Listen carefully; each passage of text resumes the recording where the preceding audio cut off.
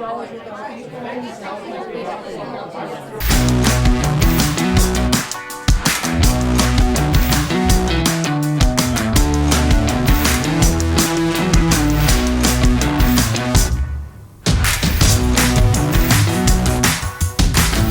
so Joe, welcome back. Thanks for having me back. It's been almost a year since I had you on here. Wow.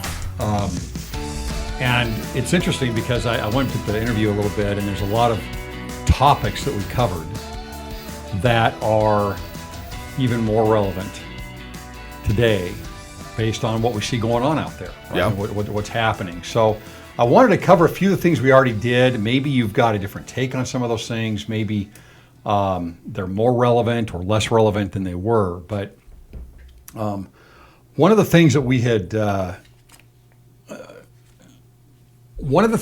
talked about was the difficulty of the job. Yep. Right. And the fact that, okay, you're going out there every day and you don't know what's going to happen. Anything could happen. It might be a stressful day. It might be an easy day, but you're obviously always in a position where you're the likelihood of some type of minimum to major confrontation is always there. Yeah. How do you prepare for that? It's mental. It really is. So since we last spoke, I'm in a whole new position, if you will. I have a whole different view on things as a supervisor. It's preparing yourself mentally every day that you come to work. How you get ready to go out on the street, how you get ready to do that, it's very different for every person. Some people will just come, they can come to work, throw the uniform on, do whatever. But everybody should, and we talk to guys about this, look, when you get ready to go to work, you should have something that when you put on the uniform, when you turn your radio on, whatever it is, that is your mental switch to get ready to go to work. For me, I don't wear my uniform home, to work, either, nothing. So when I get to work and I get dressed and I get my uniform on, the last thing I do is throw my vest on, and that is my mental, okay, hey, it is now time to go to work. Mm-hmm. And mentally I am ready at that point to deal with whatever is going to come up. You're going into character. So yeah, pretty much, yeah. Yeah, going into character. So based on what's been going on, right, all the protests, and I do think it's important that for the audience that we it's funny, even with the religious stuff that I do, I'll apply some things to what's going on out there. Yeah. And inevitably the comments come back on two different sides, right? It's like, oh, you're talking about the protesters. Why are you dissing the protesters? Or the other side is how can you give that much leeway to what's going on out there? Yeah. It's like, and it's all political. It all depends on which side you're coming from politically. It's crazy how it's divided. But for me, as I look at it, for what, and it's still happening today. I just pulled up some information again here today, and a lot of people may have seen the videos in Portland and Chicago and Kansas City and other places. But it's you have those that are out that are peaceful protesters, and they want to put their voice out there, and a lot of it is just support. Yeah. Right? Yep. Whether you agree with it or not, it's like, okay, that's part of America. We do peaceful protesting. And then you've got the other side where it's like you've got everything from anarchists and anti-fascists to people that just are out to grab what they can, right? Looting, yeah, destroying.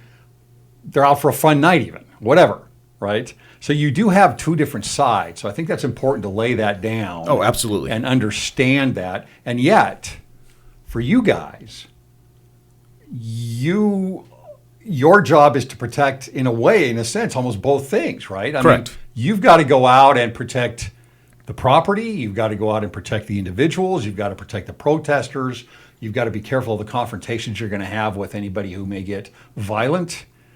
That's a mess going out there right now. I mean, it is a mess. What?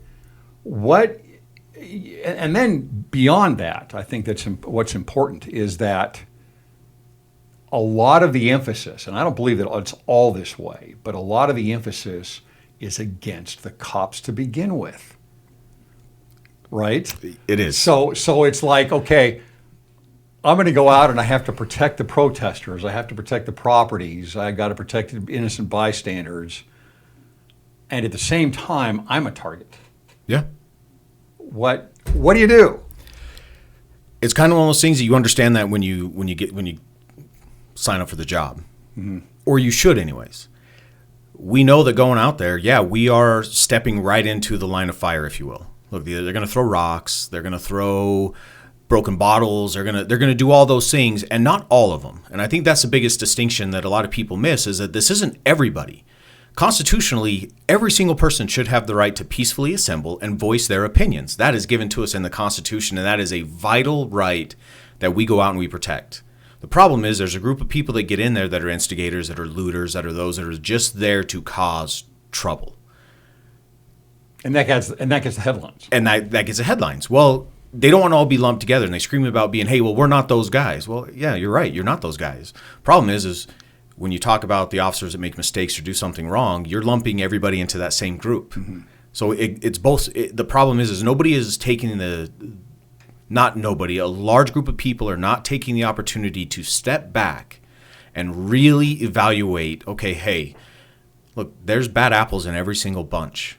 For the most part, every single person that comes to work wants to do a very good job. 99.9% of every officer comes to do exactly that, protect. Hey, whether that's property, people, the Constitution, whatever it is.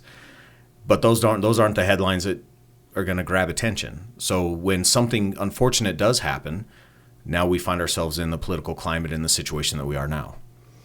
Yeah, you're not going to get news stories about, how you diverted something, to begin with, or de-escalated something. I mean, nobody knows about those things ever. Yeah. Right? And it happens every day. Sure, absolutely. Every single day. Yeah, and so there's heroic things happening constantly where good people are doing a good job. Yeah. But you just don't hear about it. You're not going to know about that. Yeah. Forward. What would you say nationally right now the relationship is between civilians and cops? It's all very localized. So it depends on where you are. Where I work, we have a great relationship with the majority of our community. We have the support of our community. We have the support of business owners. We have that support. They're not boisterous. They're not loud. But every single day we come in, somebody's delivering something, whether it's food, whether it's masks, whatever it is. We have deliveries at every one of our stations and every one of our precincts. All of everything from community members are like, look, we still have your back. Mm-hmm. We still support you. We go out on the street and just working Monday, for example, we had somebody tell us, hey, we appreciate and we respect everything that you do. So it's there, but like I said, it's very localized. It depends on where you are, what type of climate is going on within that area is what you'll find.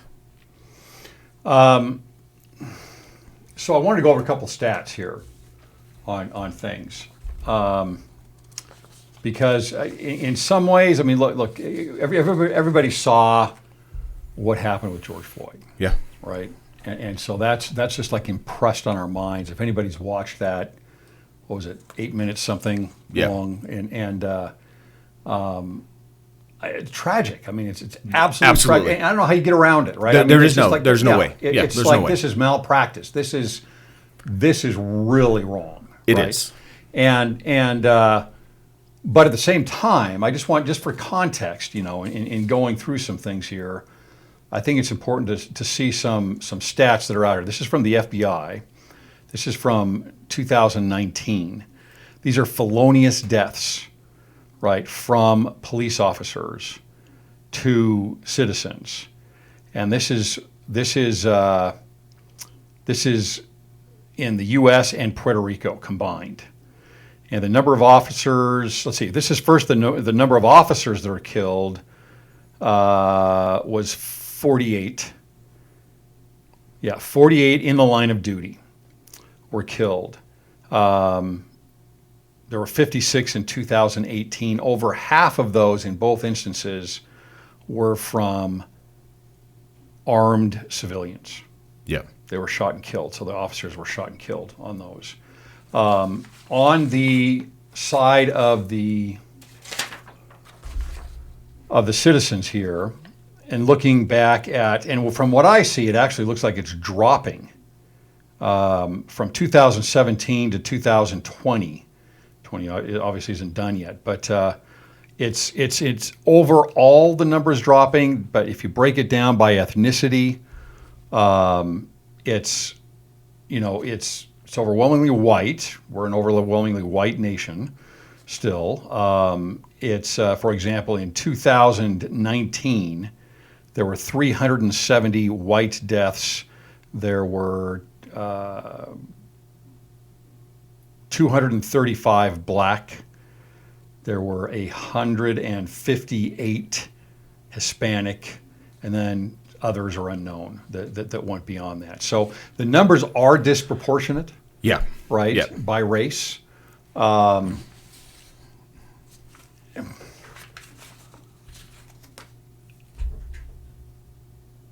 do we explain that? It's a statistic, so you can explain it in any number of ways. However, it doesn't lie when the number of black or Hispanics that are killed by law enforcement officers are less than those that are white. Now, you can go into any number of factors in that, but like I said, the largest portion of our society and the largest portion of our population are white male, white females. Still, now we're getting close to where that's about 50-50, but that is the largest portion of our demographic. So, and it also depends on where you work. In Chicago, in Atlanta, in Houston, and some of these other areas, most of their contacts are with African Americans because of the demographics that they have. In the area that I work, Hispanic or white. We're getting a larger black population, but for the most part, it's still Hispanic or white. On the West Coast, it's the majority. When you get kind of west of the Mississippi and most of those areas, yeah, a lot of that is white males and females that are being contacted by the police. So that's the other thing that we don't get in the context of. How many contacts did officers make with white males and white females, black males, all those things? We don't have those numbers either. So, but what we look at is, especially within our department, we give out those statistics every year, and the number of contacts with the public, we have hundreds of thousands of contacts every year. Hundreds of thousands. And our use of force cases are minimal to the number of, when you talk about the proportion of the number of contacts that we have, our use of force is very, very low, very low. Do they, you had the whole thing in the 90s. We went over this last time where you had the Clinton era changes with law enforcement. They threw out 100,000 new officers nationwide. You had the broken windows type of theory where it's, okay, we're going to go out and every little thing we're going to check out more. And you do end up getting violent crimes that drop significantly because they had come up to a point in the late 80s where, it was getting out of control. Yep. Yeah, and so it starts to drop. But the flip side of that is, so what you're doing actually, the theory is that you are stopping more people, you're finding more people that have got illegally got a gun or whatever because there's more contacts, right? And you're putting more of those people away in jail that would have maybe been a violent criminal. Correct. Right. On the flip side of that, you've got more, especially young males, a lot of young black males that end up going to jail because of that, right? The more contacts that maybe, that if they wouldn't have had the contact with the police, they'd have never gone to jail. They would have never gone to jail. Correct. Is there a way to balance that out? Because it seems to me like we're just gonna right now we're on the other end of the pendulum here, where they're to the point of defund the police. Where in the 90s it was, throw all this money and new officers out there, and then the crime's going to rise again, and then we're going to go back the other way again. Yeah. How do you balance that out? I don't know if you can. Yeah. Because you want to, individuals that live within any community, they want a safe community. Well, you've seen what happened when they say, hey, we don't want the cops around. The whole autonomous zone or whatever it was called in Seattle, supposed to be so peaceful. You had shootings, stabbings, you had robberies. All these things, it just went nuts. You have to have that balance. Where do you find that balance? That's hard to say. It really is. But there has to be that balance. Yeah, you want more officers out there making contacts, deterring crime. You want to be proactive and not reactive. Reactive, all that means is we're going to show up after the fact and we're going to say, hey, yeah, sorry, your house was burglarized, your car was stolen, whatever it was. Your son was shot, your daughter was shot. Sorry about that. We'll find the guy, and then if we arrest him, he'll go to jail. Like I said, but if you're out there, you're making those contacts. Even if it's just a visual presence alone, typically is a deterrent for those types of crime. Mm-hmm.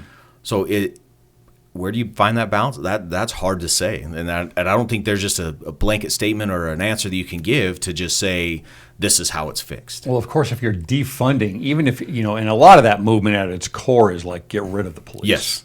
Yeah. Right. And I think people need to realize that's really what at least the biggest movers and shakers are after in that movement. But even if you're saying, okay, well, let's cut back 50%, then even like you said, even the idea that you have a patrol car coming around every once in a while, or if you're hardly seeing that anymore, it's hard to imagine that there's not going to be some more shenanigans going on. Oh, absolutely. Yeah. Like you said, I mean, there's no deterrence. There is no deterrent, and people become emboldened. So when they know there's no deterrent, and when they know nobody's watching or anybody's going to be coming around, people get more bold, and they do. You get their likelihood of being caught in the act is very low.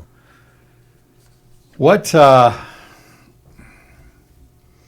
couple of things. I had listened to Jocko Willink on Joe Rogan a while back, and he had gone over a few things on thoughts. And so I'm going to pull a little bit from him on some of the thoughts that he had done. He was, I don't know if he was a Navy SEAL. Yeah, I think he was. He was a commander of Navy SEALs. So he's got, not police background, but he's got training and military background. And one of the things he was saying, actually, first thing he was going over was similar to what you're saying, how important it was when they were out in Iraq or Afghanistan on tours to go out and meet everybody. Yeah.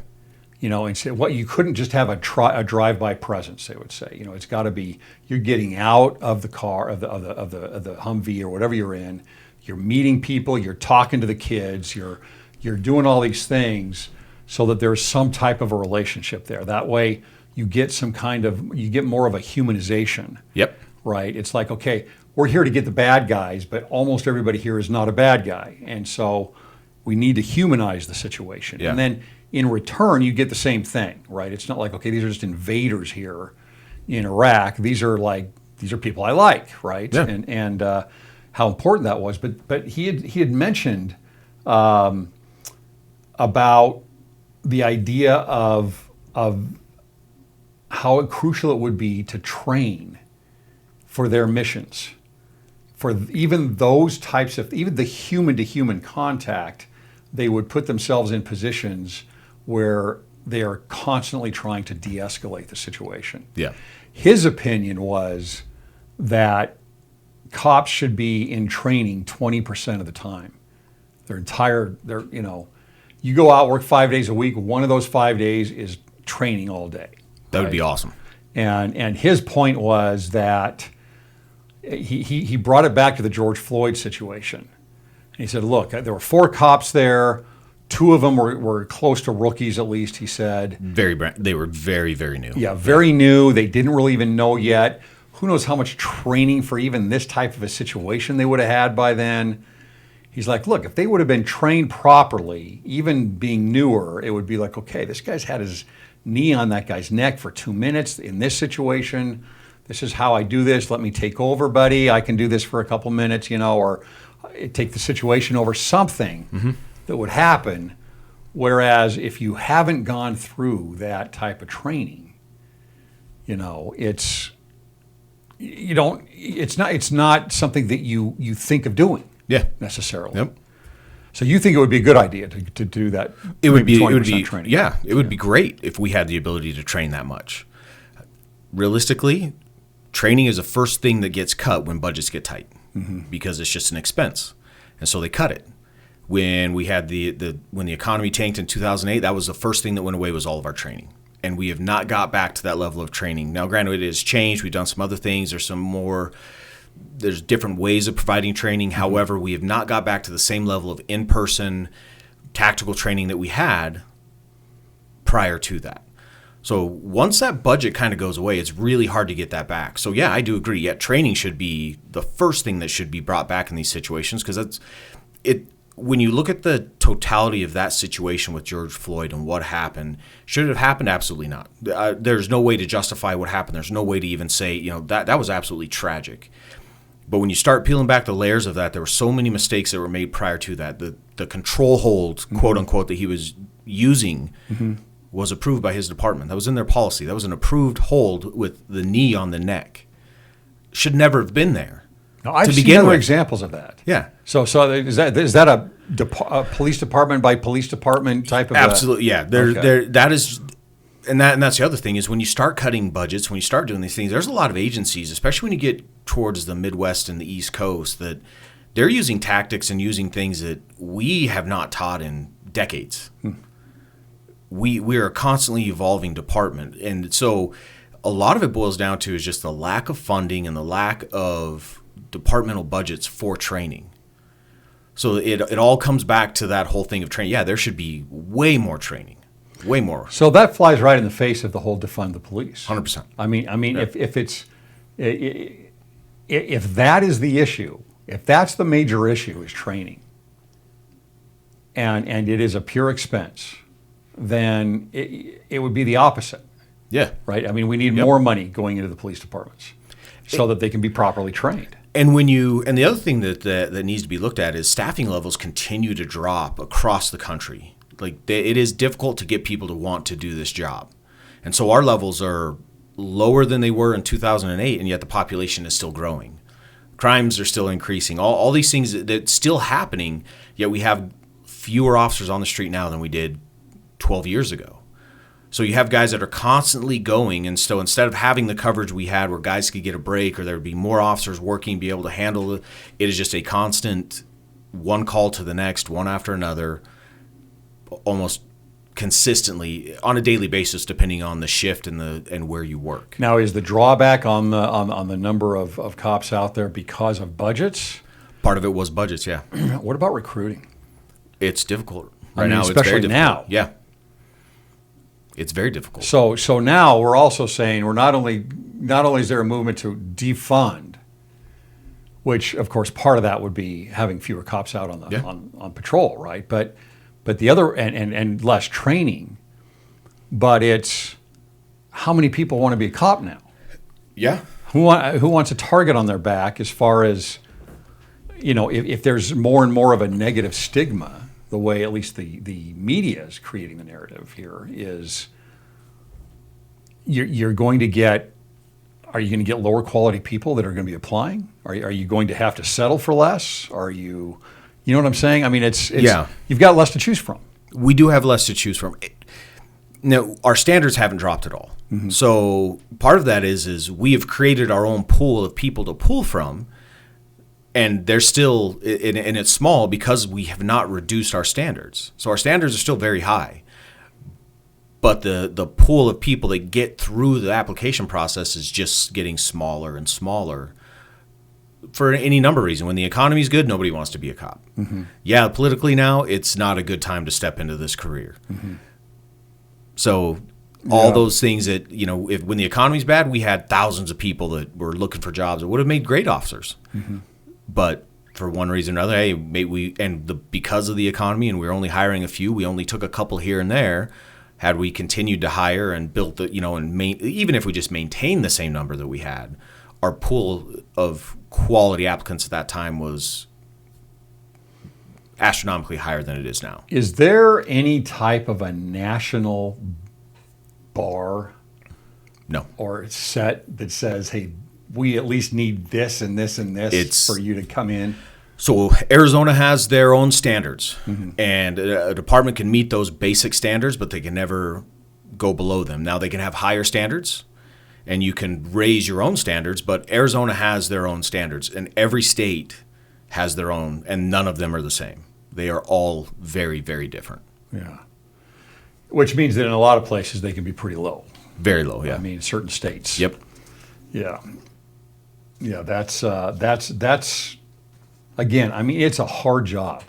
It's a hard job. It seems to me like we should be focusing on getting the best possible people in there. Agreed.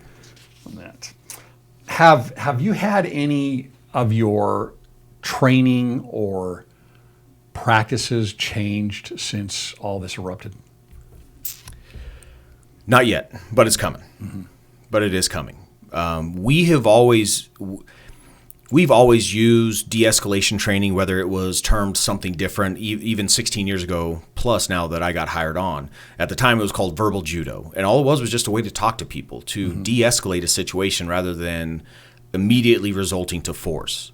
So we've always done that. We've always had that in our department, in our training, and we've done that almost yearly, if not maybe more than that, like I said, for the last 16 years. So we've had that. Now, what is changing are little tweaks here and there to policies and procedures. Some of it is nothing more than, hey, we haven't updated this in a while, so let's just make sure that the verbiage is reflecting the times that we have now. Even though it doesn't change how we do business, at least our policy now has the verbiage in it to show, hey, that we addressed even though it's a non-issue, they still addressed an issue. So the carotid control technique, which what is it called? It's the carotid control technique, or if somebody would call it carotid. So carotid, so like your carotid artery. We have that authorized within our use of force policy, which basically means, hey, it rises to the level of deadly force. If you are in a situation where you are fighting for your life, you can reach up, sink in, or what somebody would call, hey, a rear naked choke if they're in MMA, whatever it might be, and you can, put somebody to sleep with that very quickly, very painlessly, and it does not cause any issues. When it's a lot better than knocking them over the head with something. Yes. But again, there was some verbiage in our policy that they changed that. Okay, hey, it doesn't really affect the way that we are ever going to use it because it still is on the deadly force continuum. It is not, that is the only time that we can use that is when, hey, it's your last resort. So, but again, the verbiage was changed. We're going to just update it a little bit, make it, change it, make it, have it to where it says, hey, look, this is how it is when it is only authorized. So, but again, it didn't really change much in the way of how or when we would use it. Are there any other things that have changed since then? As far as, you guys got a locker room. You got the what is the talk, that's going on right now with what's happening here, and what's the feel for things? It depends on where you are. Depends on who you work with. You got a lot of the old guys that have been around forever that it doesn't matter if things are good, bad, whatever. They're going to be negative about whatever. And then not all of them, but that's kind of where it's at. The younger guys are still pretty motivated to go out, do things. Some of them are concerned, but it takes the leadership to step in and just have conversations with them. Hey guys, yeah, it might be bad, but a lot of us have been through this before. We've been on this side of the fence and we know what this is, and it's going to come back, but we still have the support of our community. We're not missing that. You might see it on TV, you might see it on the news, all the social media, whatever. But when we're out, focus more on the people that say thank you every day. Focus on that, and it's the best way to combat the negativity that is bound to seep in. But what about in some places where it is negative?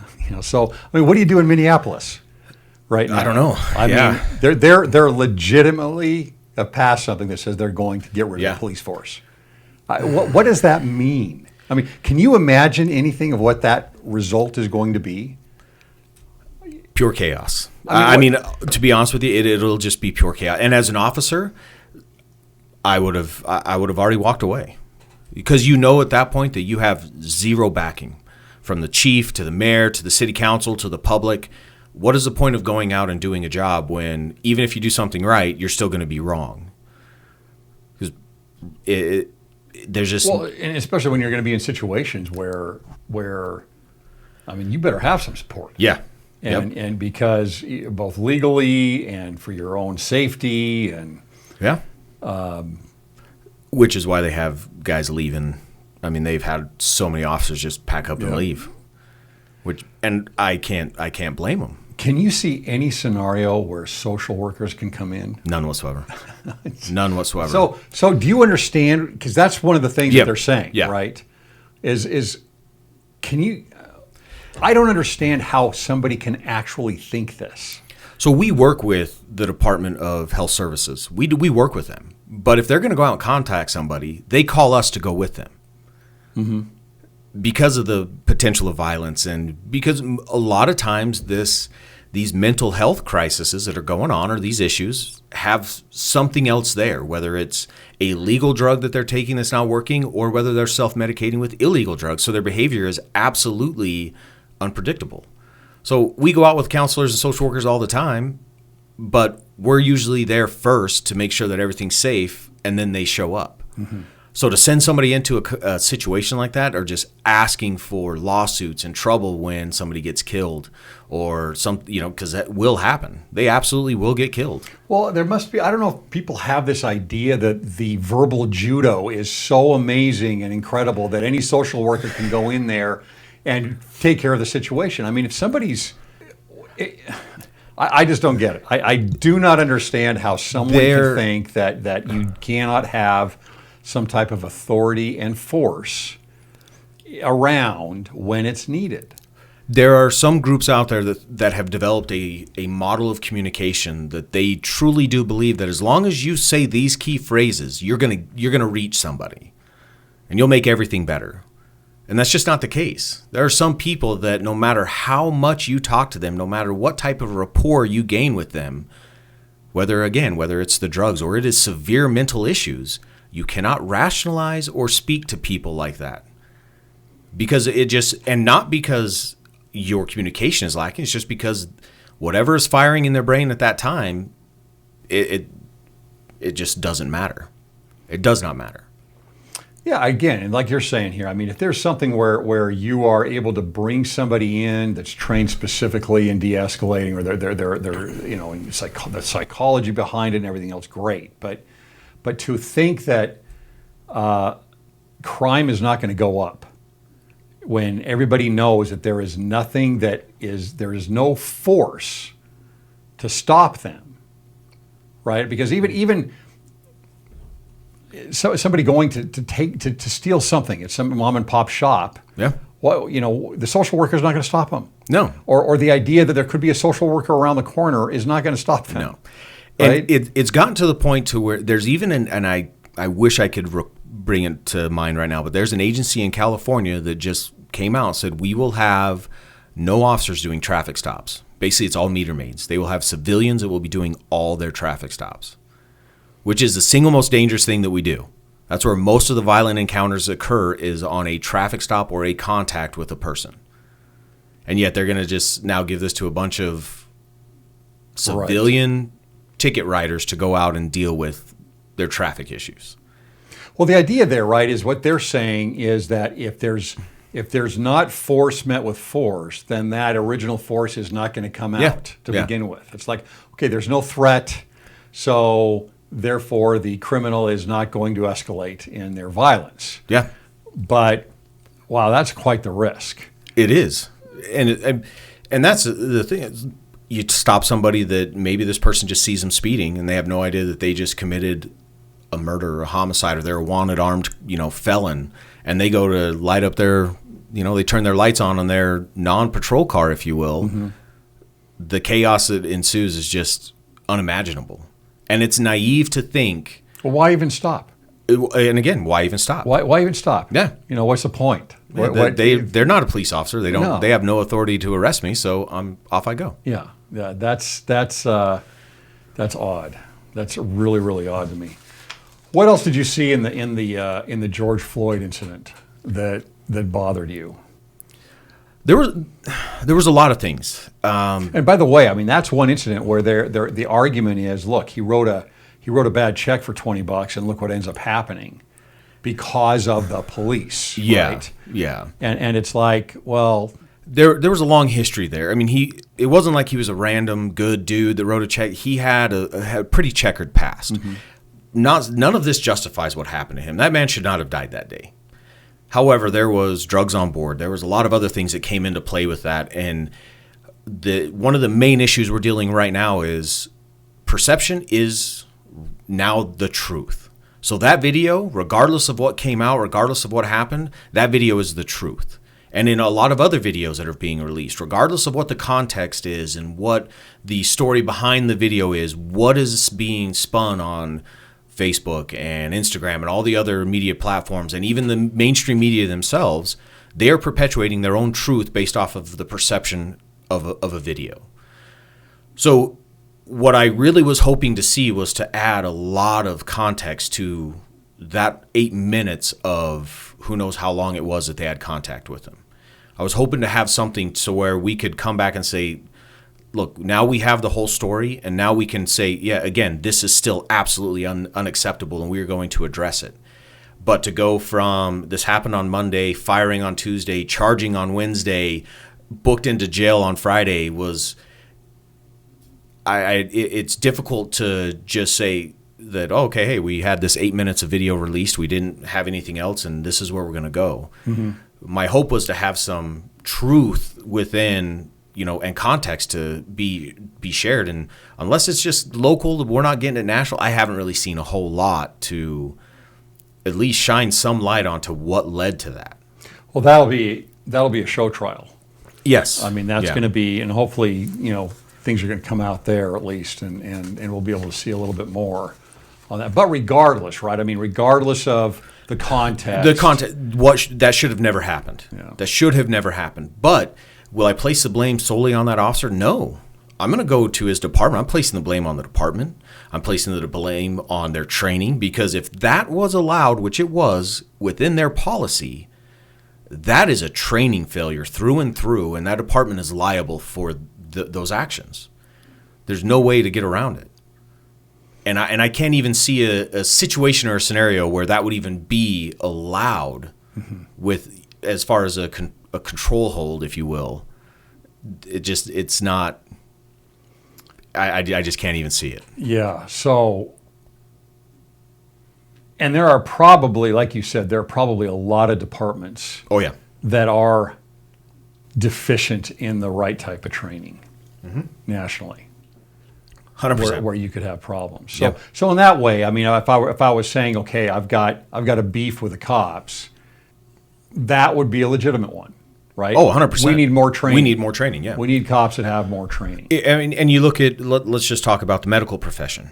Okay, doctors. When there's a failure for doctors, surgery's not working, something that is causing issues over and over again. It's not. They don't just go, oh, okay, well, we'll either get rid of it, or there's developments, there's training, there's continuous training. Just because you went to medical school 20 years ago doesn't mean the things you learn there are relevant today. And it's the same thing in police work, in law enforcement. I went to the academy 16 years ago. I just left the academy where I was there and helping and training. And the training and the things that we have now are all improvements on what I went through. Mm-hmm. But I've constantly been keeping up with training and doing those things, and our department does a very good job in that. So everybody in our department has been continually training in these techniques. But there's a lot of agencies that when you leave the whatever academy, some of them, the academy's not near as extensive as ours and the ones in Arizona, and they're just out and ready to rock and roll. Is the only thing that's holding back the training funding? Funding, manpower. I mean, are there wherever that comes from, the chief or I don't know where it comes from, honestly, from politically, but where is there? Do you hear of constantly? Okay, we need more training. We need this, and where do you hear that from? Where would you be getting that from? Who would be pushing that? Usually, it's the people within the training unit. We have leadership now that is very much on board with training, and we have new training squads that are being developed. So we are stepping into that. Hey, we're going to be training a lot more, and we're going to be giving everybody more, constant training. So we have that support. We have the budgetary abilities to add that and to bring that training back. So we're lucky in that sense. But the chief doesn't create the budget. Mm-hmm. City council, city managers, and the mayors, they create the budget. The economy creates that budget. So when you had the economy that was suffering for years and years and years, well, it's just not going to be added into the budget. Yeah. So there's so many things that come into play there, and it's not like we can just say, all right, we're going to throw $100 million into training. Well, where does that $100 million come from? Do we pull it from different areas? Does another department within the city go without it? Would you be better off with fewer cops and more training? No. Yeah. Response times are higher. The use of force, and that's the other thing, is just our presence alone is a level of force. So when you talk about an officer showing up to a call, whether it's let's say it's a fight at a bar, one guy shows up and it's 4 or 5 dudes fighting, he doesn't really have a whole lot of help, and it's not going to go well. You have 8 guys that show up. That show of force usually causes things to calm down. So with more officers, more training, better training, because even if it could be, we're going to training more, but it could still be poor training. There's money that has to go into the development, into the understanding of the new techniques that are out there and the better techniques that are out there. So all, just those different things, there has to be a balance somewhere. Yeah, we have to find it. Yeah. Do you guys do any training on mobs? We do, yeah. Just large groups. Yes. Because you think about how, there was a number of years ago, it was popular for people to do videos of these flash mobs. Yeah. Right? And they were both good and bad. Like you'd have a bunch of people, they'd get together and they'd do some synchronized dance in the middle of the mall or something, right? Yeah. Because they're all on social media and they can talk to each other and they all do this together, right? And on the other side, it's like, okay, we've got 20 people that are going to get together and loot this store all at once so that nobody can really do anything about it, right? And you can see that that's something that could happen and kind of massitize more and more into bigger and bigger problems and bigger crimes where you're emboldened because of the number of people, right? The mob mentality, the mob mentality, right? So you do training for Yeah, our department has a specific unit that trains to handle those issues, yeah. And is that the same unit that would work on like protests and Correct. things like that? Okay. Here's what I've noticed in now, of course, you don't have to rely on a few different letter channels to see this stuff. You see it everywhere. But looking at these groups that are really causing problems, right? These are not the peaceful protesters. No, they're These are not demonstrators. These people are, they're putting things on fire. They're breaking windows. They're damaging cars. They're going after buildings. Yes. They're looting. They want anarchy. There's probably a number of them. There's political aspirations there for a revolution. I mean, it's that far. Yeah. It really is that far. And then, like I said, and then there's some people that are just like, honestly, I mean, they're dumb young guys that are out just for the night, right? Yeah. Cause some problems and get an adrenaline rush. But if you watch these videos, you see these people are trained. They are trained, and they've got leaders that are, going out with a loudspeaker, telling them what to do, how to aggravate, how to get up in the face of the cops, how to, and then with the shields, they're moving forward one foot at a time, one step at a time.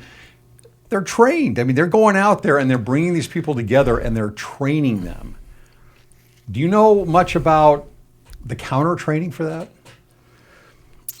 So we do have training specifically to handle those types of things. Mm-hmm. And there are ways to handle those types of, when they do get together like that and you have those formed, groups that are really pushing that. There's training to deal with that and how to properly handle those types of things. A lot of times it just doesn't look pretty. Mm-hmm.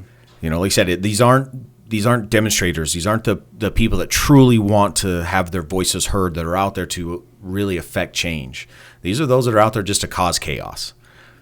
And there is a big difference. The problem is the ones that are causing chaos mingle in with these, the protesters, mm-hmm. and those that are just really trying to get their voices heard, and they'll just get that mob mentality going, and then it just turns ugly real quick. My concern is that if they are able to train up enough based on laws and a narrative against cops, I'm concerned. It seems to me that because of those two things, the way that some of these groups are trained, they are able to get away with more. And a lot of times because of that and because of the narrative, a lot of places the cops are just standing down. Yeah. And they target those places. They don't want the conflict. And these types of people, they know where those places are and they target those places. You think they know where it is? Absolutely. Yeah. We How had would they know that? Word of mouth. Every agency has a reputation. Every agency knows, look, that will allow you to do certain things up to a certain point. Within my own agency, we had 400 people that showed up to protest. 400. We told them, hey, yeah, by all means, this is where you guys can be. This is where it's at. We worked intel, we got information, and the groups that were coming out that were causing all the problems and doing the damage were sending messages via social media. Do not go to that agency. They are the ones that will not allow it, and they will put you down and put you down fast. So we're not going. But they went to a couple of our neighboring agencies. Now they got, and some of those were a little bit less. Stand down. Yeah. And there was just So absolute if you're havoc. in your community, you want a department that is not going to stand down. Yeah. And our chief sent that message out as well. He's like, you can come here, you can protest, but we will not tolerate criminal activity. That's what we won't. We won't tolerate it.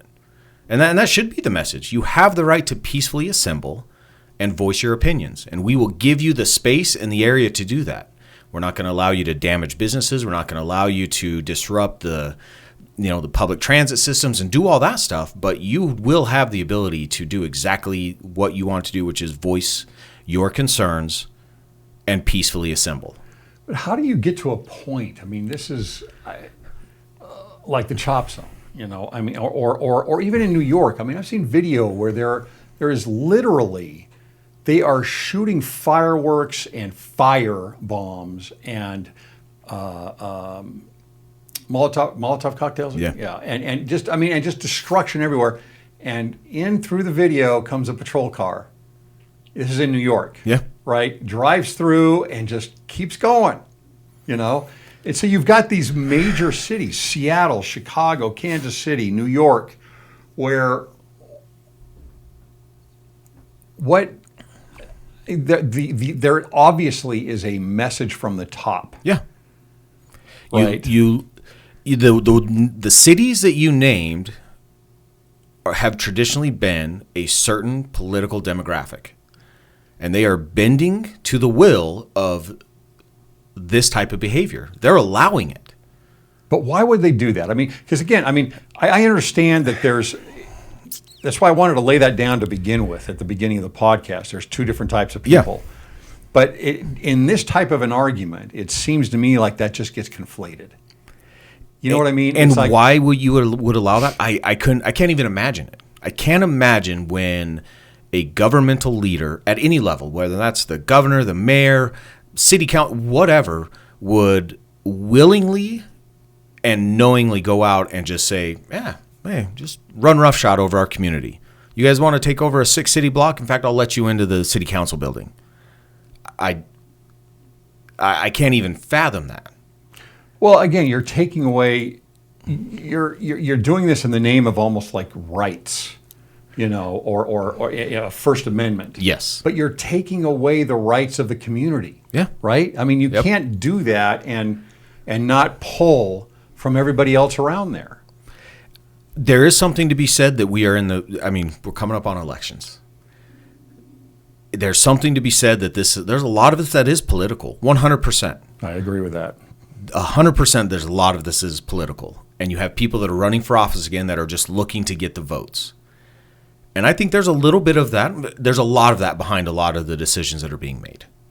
I think that's where in some of these areas, that is most definitely happening. And it is sad to see. It'll be interesting to see if come after the first week in November, everything settles down.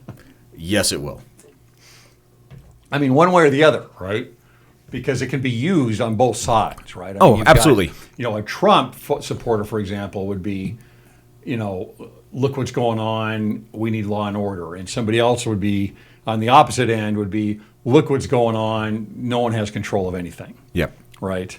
And so both of them almost feed into each other. In Absolutely. 100%. 100%. Yeah. There's no side that's not responsible for some of this. I mean, and I'm not trying to be any side there. Yeah. Both of them are responsible. I 100% agree. Absolutely. Absolutely. I think that's the way it's going to work. And unfortunately, it just adds to, the fire here with what we've got going on is that it's an election year. It is an election year. There's a lot of people that are just really, quite honestly, they're just pissed off because they've been quarantined or they're not allowed to go do their normal activities. So there's a lot of external factors that are playing into a lot of this as well.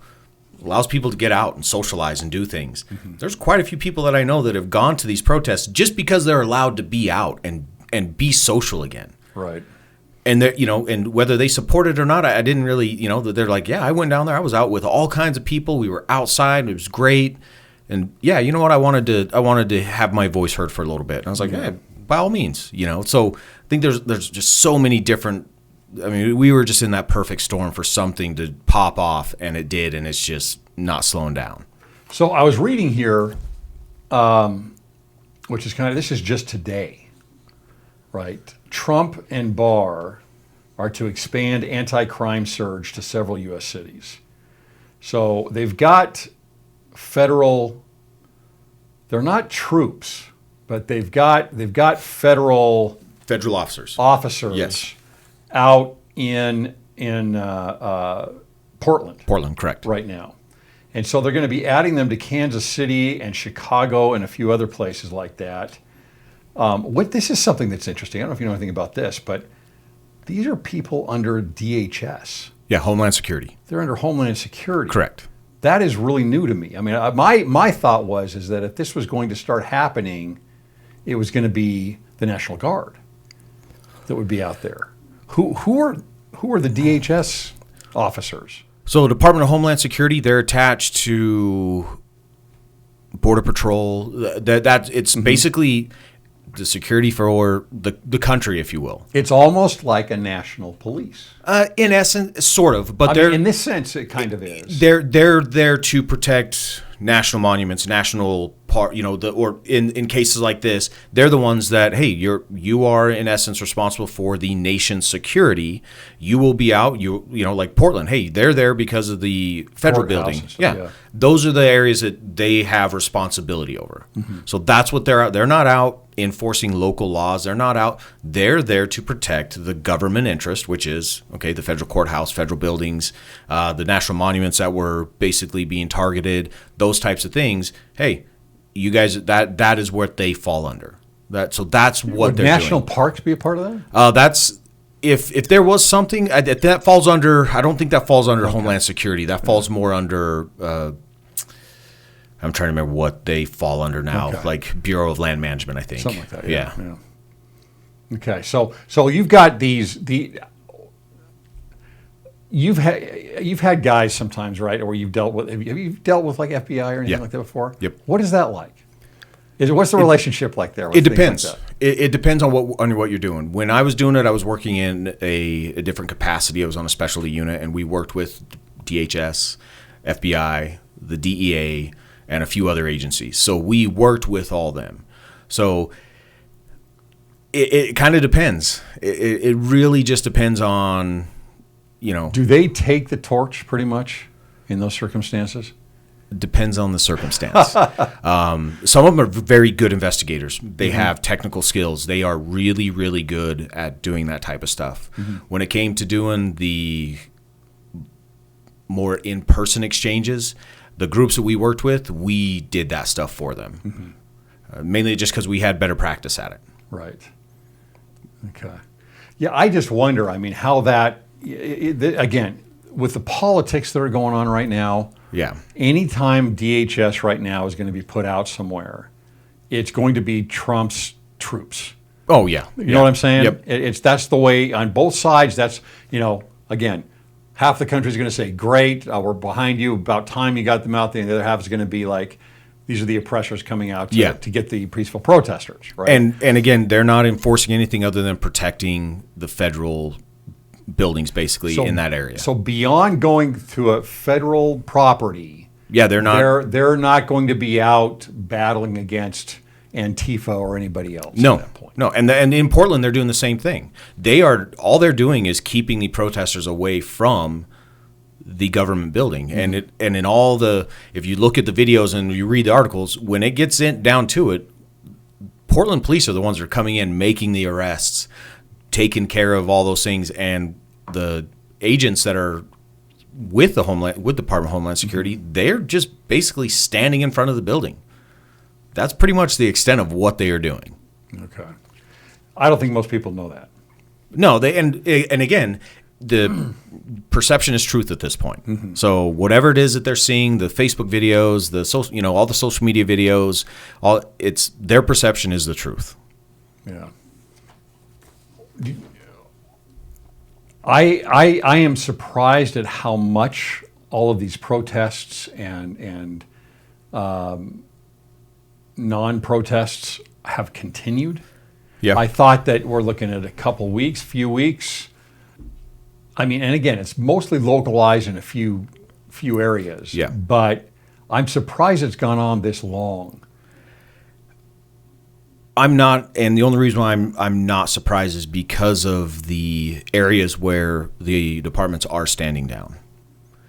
It's just policy. It's just policy. It's political. It's basically they just said, hey, you guys are going to just hang out.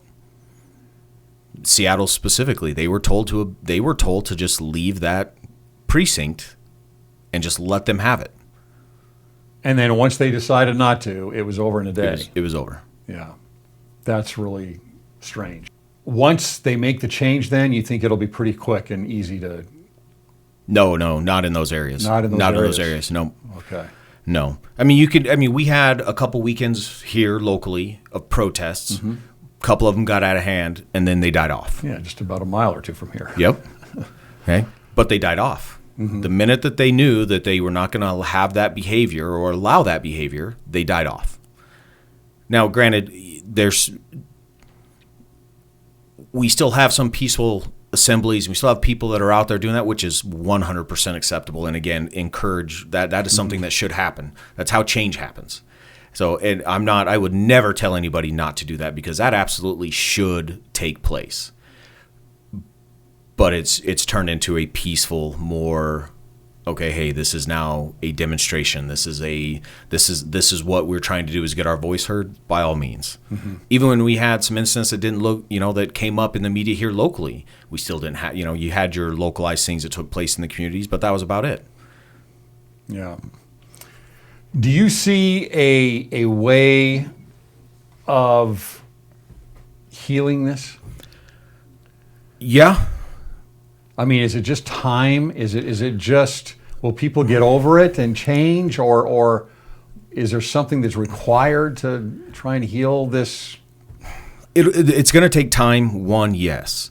Two, the other thing that they're missing, the part that they're really missing, is creating the dialogue. That's what they're missing. Who? Both sides. They have to meet in the middle and create the dialogue. So there has to be the ability to come face to face with community leaders, with those that want to affect change, and have them have a voice, but also have them understand what policies and procedures and why things are done the way they're done. That I think is the missing piece in a lot of communities. Again, we are very open within our agency, giving information and telling individuals why things happened, and look, this is what happened and why it happened, good, bad, or indifferent, and the outcome of it. That needs to happen nationwide. You need to have that dialogue. You need to do that. Now, is the perception going to change of police overnight? 100% no. No. Is it going to change for some people ever? No, they're going to hate us regardless.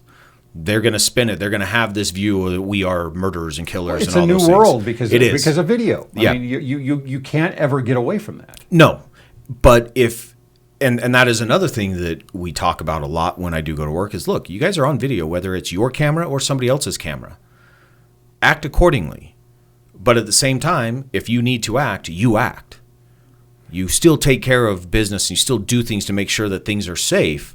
But, man, just treat people with respect, treat people kindly, and you'd be surprised at what can happen. What is the policy on the cameras typically, as far as as far as body cams. So we are to, when officers go on calls, they are to have those on, and which we have thousands of videos recorded every day from officers that are wearing them and working. And I don't think there's a patrol officer that doesn't have them now within our own department. So there's hundreds of cameras out there recording.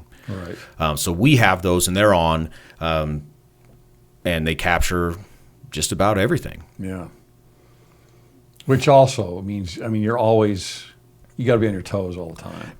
Yeah, but and on the bad side of that, you have agencies that are just throwing these videos out without any context, without anything. And again, it's just a video. You don't get, and that's where I think the misunderstanding of a lot of this comes from, is like, well, you had video. Yeah, you can watch a video all day long and you don't have the sounds, the smells, the emotions, and everything else that goes in with the decision making and what is happening at that moment. All you have is a video. It doesn't give you the context, doesn't give you everything that goes into what made that video. Yeah. So that there needs to be better communication. It's so in easy that to have a sense. knee-jerk reaction. Oh, absolutely. On anything Absolutely. like that. And Yep. you think you know what's happened. You don't necessarily know what has happened in a situation like that. Another thing it was an interesting stat to me was that since all of this since the protests began, personal gun sales have gone through the roof. Oh, yes. Right? I mean, as far as, I was going by a gun store the other day and I looked and there was, this was a couple of weeks ago, but there was, you still had the social distancing, but you had a line out in 105-degree weather. There were probably 30 or 40 people in line 6 feet apart. Yeah. Waiting for their turn to be able to go in and buy a gun. Yeah. And usually the gun sales are from gun enthusiasts, right? Where it's like, I've already got this, I've got a Glock, I've got this, I've got that, Yeah. And they're adding a shot, whatever. But 40% of all new guns are first-time gun buyers. Yeah. During this time. And so people are arming up. And you have to think, it's part of that is because of the standing down. Mm-hmm. That's right. It's like, look, if they're not going to take care of things, yeah, well, they'll protect themselves. I better take care of it. Yeah. Yeah. So the very people that might not like that idea, by defunding the police or allowing that to carry on, are actually helping to build up the gun sales in the United States right now. Yeah. So I don't know, I just thought that was a really interesting stat that a lot of people are out there buying their first gun right now. All the video that they're seeing, what's going on. Yeah. Appreciate your time. Yeah. And we'll see what happens in the next year here. And what kind of changes happen, and hopefully good changes. Yeah. So, but appreciate it. Hey, anytime.